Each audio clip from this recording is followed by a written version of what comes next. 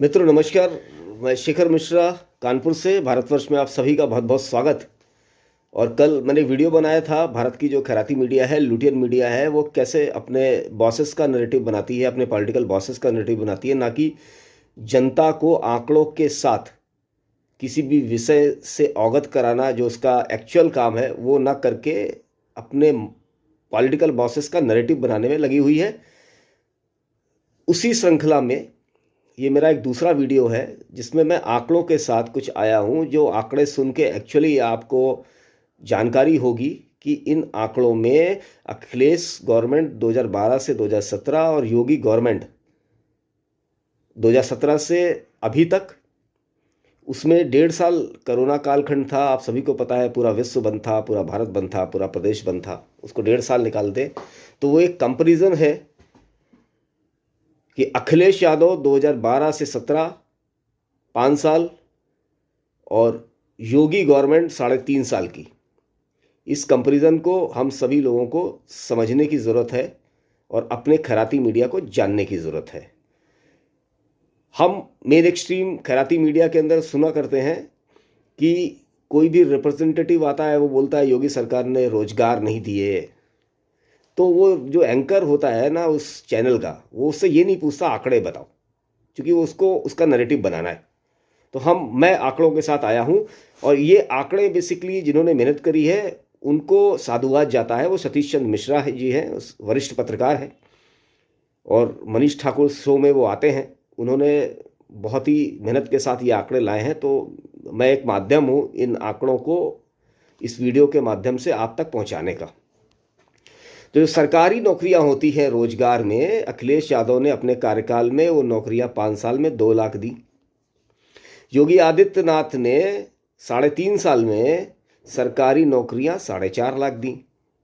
2 गुना से ज़्यादा सरकारी नौकरियां योगी आदित्यनाथ जी की सरकार ने उत्तर प्रदेश में 3.5 साल में दी।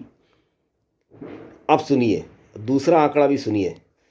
ये है आंकड़ा है एमएसएमई का, जो सूक्ष्म और लघु उद्योग जो लगाए जाते हैं किसी प्रदेश के अंदर या देश के अंदर, वो भी रोजगार देते हैं। एक आंकड़ा है कि एक एमएसएमई लगती है तो 2 से लेकर 10 लोगों तक को वहाँ पर रोजगार मिलता है। ठीक है। तो 2012 में जब अखिलेश यादव यूपी के मुख्यमंत्री बनते हैं तो उस समय जो एमएसएमई थी यूपी के अंदर वो थी 44 लाख। ठीक है। जब वो जाते हैं 2017 में, जब उनकी सरकार चली जाती है, तो वो आंकड़ा होता है 57 लाख एमएसएमई होती हैं। यानी उन्होंने बढ़ोतरी करी, 13 लाख एमएसएमई नई भारत ये उत्तर प्रदेश में उन्होंने खुलवाई। मझले उद्योग, सूक्ष्म उद्योग खुले। अगर हम न्यूनतम आंकड़ा भी मान लेते हैं कि एक एमएसएमई में 2 लोगों को रोजगार मिलता है, तो वो आता है 26 लाख लोगों को एमएसएमई के माध्यम से अखिलेश यादव ने रोजगार दिए। अब हम बात करते हैं योगी गवर्नमेंट की। ये मेरे आंकड़े नहीं है भाई साहब, ये समझ लीजिएगा, ये गवर्नमेंट के आंकड़े हैं। आप लोगों को भी, आप कोशिश करेंगे तो आप लोगों को भी मिल जाएंगे उसमें। ये मेरा कोई आइडियोलॉजिकल आंकड़े नहीं है, it's a authentic data, right. तो योगी जी ने अपने 3.5 साल के कार्यकाल में 83 लाख एमएसएमई यूपी के अंदर नई खोली। अगर हम न्यूनतम मान लें 2 लोगों को रोजगार मिला तो 186 लाख लोगों को रोजगार एमएसएमई से मिला। अब बताइए, ये जो टीवी चैनल में बैठ के जो डिबेट करते हैं कि योगी सरकार ने रोजगार नहीं दिया, अखिलेश यादव ने तो बड़ा काम किया था, कोई टीवी चैनल वाला इनसे पूछता नहीं है। भाई साहब आंकड़ों पे बात नहीं करता, वो लफाजी करते हैं, केवल कोई नहीं बात करता। ये आंकड़े रियल आंकड़े हैं। उसके बाद और आगे बढ़ते हैं। डिफेंस कॉरिडोर बन रहा है। ठीक है। वो 6 शहरों में है। 3 शहरों का नाम तो मेरे पास है अभी, अलीगढ़, झांसी, कानपुर। झांसी जो उत्तर प्रदेश में बुंदेलखंड में आता है, वो कॉरिडोर का सबसे बड़ा हिस्सा है। वर्ल्ड इकोनॉमिक फोरम, जो विश्व का अंतर्राष्ट्रीय आर्थिक फोरम है, उसने ये बताया है 2025 तक, मतलब 2025-2022 में हम चल रहे हैं, स्टार्टिंग ऑफ 2022, आप मान लीजिए 3 साल, हाँ 3 साढ़े 3 साल में ये बन जाएगा। और मालूम है डिफेंस और एरो जो ये जो इकोनॉमिक फोरम है उनके आंकड़ों के हिसाब से ये कितना बड़ा उत्पादन और कितना बड़ा एक सेक्टर होगा, इसकी कल्पना आप करेंगे। ये सेक्टर होगा 20 लाख करोड़ का, 20 लाख करोड़ का मार्केट होगा ये डिफेंस कॉरिडोर पूरे विश्व के लिए। आप समझिए कितना रोजगार मिलेगा, उत्तर प्रदेश वालों को कितना रोजगार मिलेगा। उसके बाद जब ऐसा कोई डिफेंस कॉरिडोर बनता है तो डिफेंस कॉरिडोर के अंदर जो छोटे छोटे सूक्ष्म उद्योग हैं, जो एंसिलरीज होती हैं, जो उनके छोटे छोटे पार्ट्स बनाती हैं, जैसे बजाज पूना में है तो बजाज के लिए जो पार्ट्स बनाते हैं, सीट बनाते हैं, कवर बनाते हैं, ठीक है, उनके छोटे छोटे जो पार्ट्स बनाते हैं वो एंसिलरीज की एक पूरी चैन उभर के आती है उनको सप्लाई करने के लिए, क्योंकि पास में रहते हैं वो कॉस्ट इफेक्टिव रहते हैं, तो वो तो यहीं के लोग होंगे ना।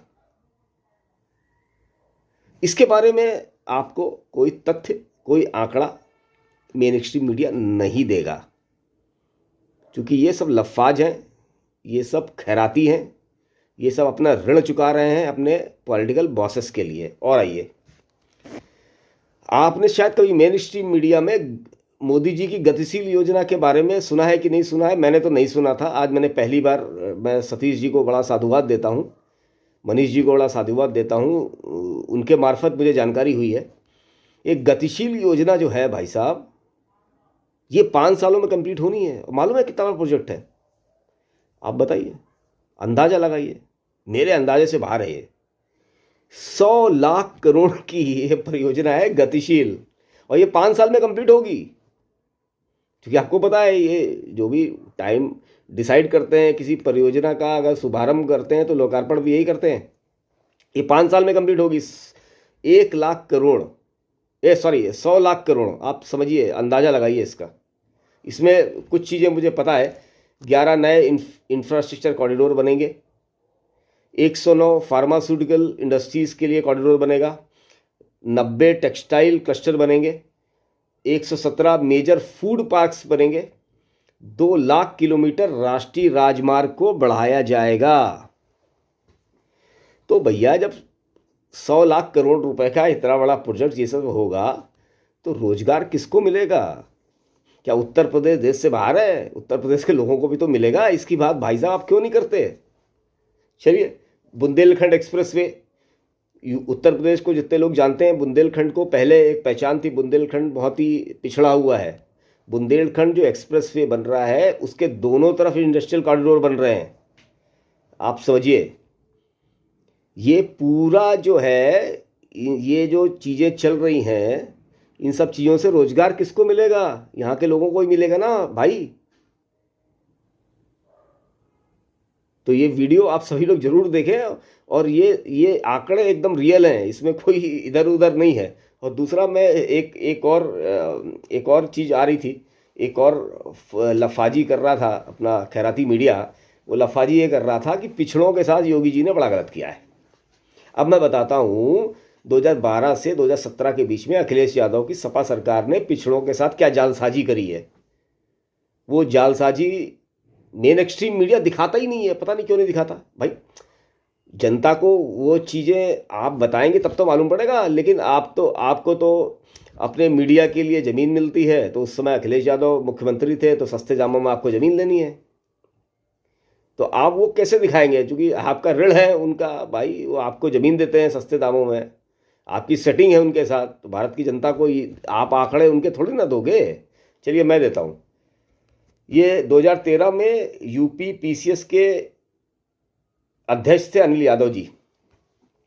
आपको याद होगा, अगर थोड़ा बहुत मेमोरी में अगर होगा तो शायद याद होगा। ये व्यक्ति 2 बार इंटरमीडिएट फेल है, तीसरी बार इंटर इसने 12th क्लास पास करी थी। और यूपी पीसीएस के लिए कई लोगों ने अप्लाई किया था, बड़े शिक्षित लोगों ने अप्लाई किया था, लेकिन इस व्यक्ति को यहाँ बैठाला गया। उस व्यक्ति ने किया क्या? जो ओबीसी जो सीट्स थी, 176 कैंडिडेट ओबीसी जो रिजर्व सीट थी उसमें पास होते हैं। उसमें 147 यादव, मतलब और जो ओबीसी है उनको सबको उनकी गर्दनें काट के 147 यादव को अपॉइंट किया जाता है। जब ये मामला कोर्ट में पहुंचता है, जब कोर्ट उसमें हस्तक्षेप करता है, तो इसमें इन्वेस्टिगेशन होती है। उसके बाद कुछ इस रिजल्ट को सही किया जाता है। उसके बाद भी 65% जो ओबीसी टोटल जो रिजर्व सीटें होती हैं उसमें यादवों का जो कंट्रीब्यूशन है वो 65% है। ये समझिए, पिछड़ों के साथ एक पिछड़ों में तो कई जातियां हैं, केवल यादव ही नहीं है, उनके साथ कैसे जालसाजी करते हैं ये अखिलेश यादव जैसे लोग, और समाजवादी पार्टी समाजवाद का नाम करते हैं और जातिवाद का जहर इस देश के अंदर बोते हैं। दूसरा, 2013 में गवर्नमेंट स्कूलों में जब शिक्षकों की भर्ती हुई, तो जो शिक्षकों की भर्ती हुई, जो भी कोटा था ओबीसी का, उसमें 186 पद थे। कितने? 186, 186। Out of 186, 136 has been appointed. 136 लोग यादव थे। अब बताइए, पिछड़ी जातियों का इतना बड़ा वर्ग, 186 सीटें, उसमें अनिल यादव क्या करते हैं? 136 यादव लोगों का अपॉइंटमेंट करते हैं। और पिछड़ी जातियां कहाँ गई? उनके साथ क्या कर रहे थे तुम? जालसाजी कर रहे थे। और ये अपॉइंट किया हुआ था माननीय अखिलेश यादव, जो मिलिट्री स्कूल का पढ़ा हुआ व्यक्ति है, शिक्षित व्यक्ति है, ऑस्ट्रेलिया में पढ़ा हुआ है। वो व्यक्ति ओबीसी पिछड़े वर्ग के साथ इतनी जालसाजी कर रहा था। केवल पिछड़े वर्ग की बात बता रहा हूं मैं आपको। तो ये आंकड़े भाई साहब बड़ी मुश्किल से, बड़े विरले लोग बड़ी मेहनत करके लाते हैं, सतीश मिश्रा जी जैसे लोग, और हम लोग तो एक माध्यम है। लेकिन दुर्भाग्य हमारा ये है, हमारे देश का जो मेन एक्सट्रीम मीडिया है वो टोटली तो नहीं, बहुत बड़ा वर्ग जो है वो वामपंथी मीडिया है। और कांग्रेस का और इन सब जो खैराती मीडिया जो है, ये सब अपने पॉलिटिकल जो बॉसेस हैं इनसे कहीं ना कहीं आकंठ भ्रष्टाचार में डूबा हुआ है, तो उसका ऋण चुकाता हुआ दिखता है, इस देश की जनता के लिए काम करता हुआ नहीं दिखता। बड़ा दुर्भाग्य है। चलिए हम इन आंकड़ों को जानें, इन आंकड़ों को समझें जो रियल डाटा है। अगर ये आपको वीडियो अच्छा लगा है तो इसको बहुत ज़्यादा शेयर करें, और इसके कंटेंट इस चैनल के अच्छे लगते हैं तो इसको सब्सक्राइब करें। आप लोगों का बहुत बहुत धन्यवाद। भारत माता की जय। जय हिंद। शुभ रात्रि। जय श्री राम।